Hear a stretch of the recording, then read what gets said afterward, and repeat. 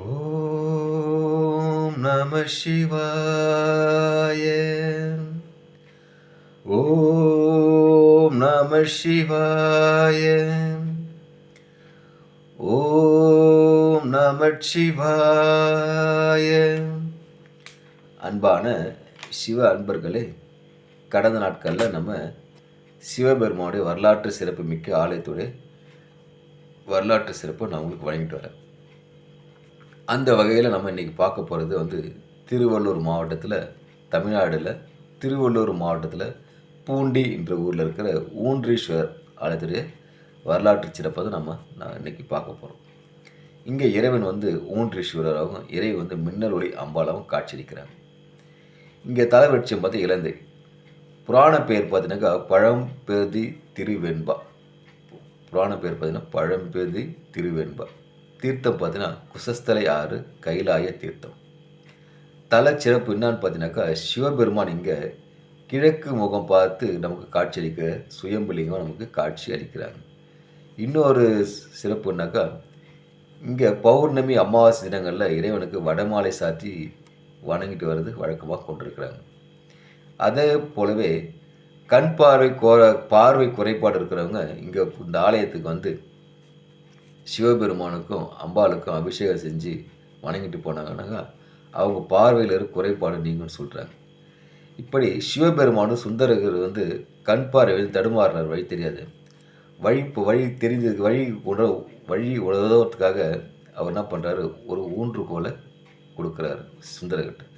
ஆனால் அந்த சுந்தரர் என்ன பண்ணுறாரு, இறைவன் எனக்கு கண் பார்வை கொடுக்காத ஊன்றுகோலை கொடுக்குறாருன்னு சொல்லிட்டு அந்த ஊன்றுகோலை வேகமாக தூக்கி விசிறி அடிக்கிறாரு.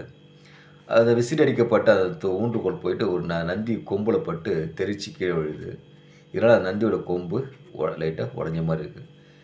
அதே போல் தான் இன்றளவு நம்ம வணங்குற நந்திக்கு கொம்பு லைட்டாக உடஞ்ச மாதிரி இருக்கும். கோபத்தில் சுந்தரர் ஊன்றுகோலை தூக்கி வீசி எறிஞ்சார் இல்லையா, அதே போல் நின்று ஊன்றுகோலை வச்சு சுந்தரருக்கு அங்கே ஒரு சிலை அமைக்கப்பட்டிருக்குது. இது மட்டும் இல்லாத சுந்தரர் கண்ணு தெரியாமல் தடுமாறும் போது பார்வதி தேவி என்ன பண்ணுறாங்க, அவருக்கு உதவுறதுக்காக எழுப்ப முற்படுறாங்க. சிவபெருமான் அவங்க முயற்சியை தடுக்கிறார். அப்படி தடுக்கும்போது பார்வதி எழுந்து முன்னகால் நடக்கிற மாதிரி அவங்களுக்கு இன்றளவும் சிலை அங்கே வடிக்கப்பட்டிருக்கு. இப்படி தாய் உள்ளம் கொண்ட இருந்த போதிலும் பார்வதி தாய் உள்ளம் கொண்ட இல்லையா, சுந்தரர் தவிக்கிற தடுமாறதை பார்க்க முடியல. இப்படி கனவு நம்மளை கட்டுப்படுத்துகிறார். இருந்தாலும் அவங்க என்ன பண்ணுறாங்க, மறைமுகம் என்ன பண்ணுறாங்க, சுந்தரர் உதவுறதாக மிகப்பெரிய மின்னல் ஒளியை எழுப்புறாங்க, வெளிச்சத்தை. அவர் போகிறதுக்காக. அதுக்காக தான் இங்கே இருக்கிற நாயகி பேர் மின்னல் ஒளி அம்பாள் இங்கே காட்சி அளிக்கிறார். சிவபெருமான் தன் பக்தனை சுந்தரர் கண் பார்வை ஏன் பறிச்சார் என்னக்கா, சுந்தரர் திருவாரூரில் பறவையர் என்ற பெண்ணை திருமணம் செய்து கொள்கிறாரு. செய்து கொண்டவர் சில காலம் வாழ்ந்து வர்றாரு. வாழ்ந்துட்டு வரும்போது திருவெற்றியூர் வர்றார். திருவெற்றியூர் வரும்போது அங்கே சிவபெருமானுக்கு சேவை செய்துட்டு வர சங்கிலி என்ற பெண்ணை சிவபெருமானை சாட்சி வச்சு திருமணம் செய்து கொள்கிறாரு. செய்து கொள்ளும்போது என்ன சொல்கிறார், நான் உன்னை விட்டு பிரியன்னு சொல்லிட்டு சிவபெருமான ஆதாரமாக சாட்சியாக வச்சு கல்யாணம் பண்ணுறார். அப்படி கல்யாணம் பண்ண சுந்தரர் சிறிது காலத்துக்கு அப்புறம் சங்கிலியையும் விட்டு திருவெற்றியூர் விட்டு வெளியேறார். இதனால் கோபப்பட்ட சிவபெருமான் என்ன பண்ணுறாரு, அவருடைய பார்வையை பறிக்கிறார். பார்வை பறித்து தான் அவருக்கான தண்டனையை கொடுக்குறாரு. எப்படின்னாக்கா அவர் செய்கிற யாராக இருந்தாலும் மனிதனாக பிறப்போம், எல்லாருமே ஒரு கட்டத்தில் ஒரு சில தவறு செய்வது வழக்கம். அப்படி அவங்க செய்கிற ஊழ்வினைக்கு ஏற்று அவங்க தண்டனை அனுபவிச்சு தான் அதுக்கான நிவர்த்தி ஆகும்னு சொல்லிட்டு சிவபெருமான் அவருக்கு கண் பார்வை பறிக்கிறாரு. அதுக்கப்புறம் சுந்தரர் காஞ்சி ஏகாம்பரேஸ்வரர்கிட்ட வணங்குறாரு. வணங்கி ஒரு பதிகம் பாடி ஒரு கண் பார்வை பெறுறாரு. அதுக்கு அந்த கண் பார்வையிலே மறுபடியும் சென்று திருவாரூர் சென்று மறுபடியும் இறைவனை வழங்கும் போது இழந்த இன்னொரு கண் பார்வை மீண்டும் பெறுறார்.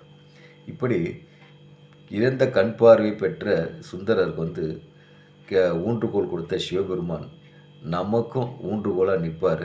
எல்லா துன்பத்தில் இருந்தும் இன்பத்தை கொடுத்து இன்பத்துக்காகவும் எல்லாத்துக்கும் நமக்கு ஊன்றுகோலாக நின்று நம்மளை வழிநடத்துகிற சிவபெருமானை வாய்ப்பு உருவாக்கிட்டு ஒரு நாள் போயிட்டு இங்கே இருக்க ஊன்றீஸ்வரரை வணங்கி அம்பாள் மின்னல் நாயகியும் வணங்கி இறையல் பெற்று இன்புற்று வாழ்க.